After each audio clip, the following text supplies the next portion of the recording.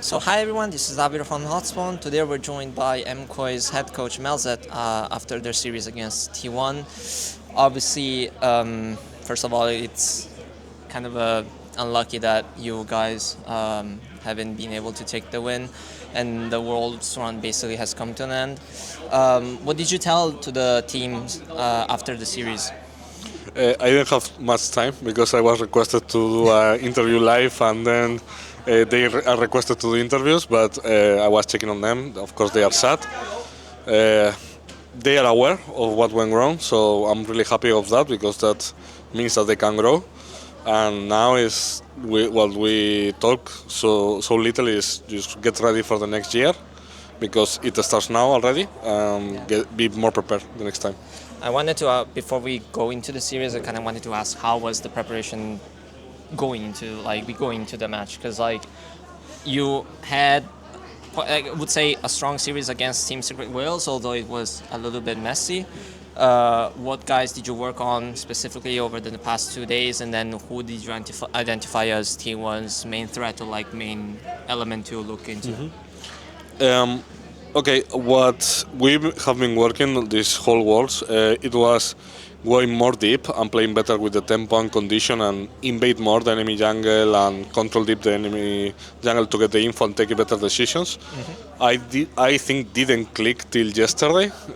So I was so confident and happy today because I thought, okay, we can take this, but today didn't show off, and I think it was we were not confident enough to go deep, and I could see in the comms literally Honor and Keria were everywhere when it's not possible, and I think we didn't move enough deep in the jungle. I think was the main reason to don't control the game and the map, and that's the thing that we need to change or keep working on, and of course reflect on why we didn't do it earlier, and that's for sure my fault, and I need to improve. Do you think that has to do with nerves? Let's put it that way. Because obviously, when we talk about aggressiveness, it's usually a thing where it's the more aggressive you are, the better the reward, but also higher the risk. No, Yeah. I think we saw that against it was the first match against KT where the guys had a big lead, but then Yep. one play changed it all. Yep. What is the, let's say, focal point in trying to keep the guys in check in that sense? Yeah, it's the first time that we are working with a psychologist with this whole group because Jojo was not with in the first year. So we were doing a lot of visualization. We were working a lot in the how to take risk and being confident and not afraid of doing mistakes because we usually need to be in control. And when we're not in control, we are afraid of doing mistakes. So it's working in that direction. I think we still have a long run on that, but I hope that the next year we are able to do it.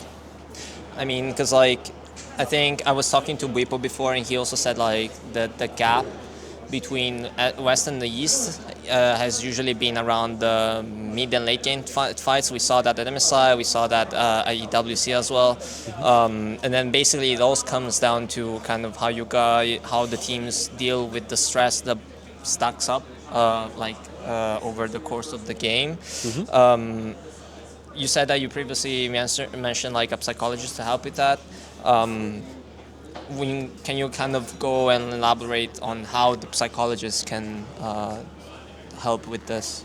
Yeah. At the end of the day, League is a game that you don't have full information, so you need to play with some certain risk. And when you think the rival is going to do it everything perfect and they are not going to do mistakes or they are everywhere, then you don't take any risk. Then it's really hard to control the map. And I think they are confident that even though they do mistakes, because they did this series, they are going to take it. And I think that's the big difference because how they play, how they act like they have the whole team behind. I think that they put so much pressure on the people that because they look up them, they are learning from them, they are reviewing them. It's something that is really hard, and I think the psychologist can, as a good psychologist and with a good system and with really good work ethic, you can change that. But of course, it's not easy because they are your idols. Got it. I also kind of wanted to ask you, because obviously we usually talk about the players, but as the head coach of the team and basically the person who kind of leads MKOI overall, what goes through your mind when you have to come to Worlds, you have to play, you want to be able to help the team in the best way possible, and also you, I think, will also come with a little bit of stress because obviously you would like to see the guys perform. Where's your mindset? Like, where's your mind at? It's a good question. I want to be also be careful, like carrying forward towards the guys who work behind the scenes. It's a good question. I think I came towards really stressed because I was not really happy with how we end up summer, and I think it took me time to actually calm down and have more clarity in my decisions, which I think is fine. It's a lesson that I learned. I'm not going to do the same mistake again. And I think I need to improve also on how to transmit that confidence to them, because it's really hard, because us as a coaches, we cannot stop the game and talk to them, Yeah, like for it sure. will be beautiful, like in other sports, like you can actually pause the game and tell them, guys, hey, we are good, let's do this, remind this, pa pa pa pa. I think that I will have a bigger impact, I think. But it's something that I try to do it in between games, and we were less disconnected, but at the same time we were not going deep. So I think I need to do a better job on thinking on what's coming next or what's the next mistake, and try to find the right words to make them have the mindset in the right place.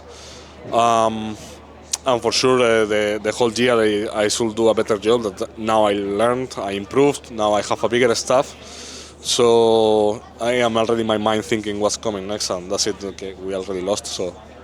Yeah, I mean, I also kind of wanted to ask about next year. Obviously, you guys have, both you and all the 5 players have contracts running until 2026. So I would assume that you guys are planning to run it back. Let's put it that way. Do you want to add anything about this? Is there any player that, for example, like stood out this year in terms of how the player grew throughout the year, or like as a collective?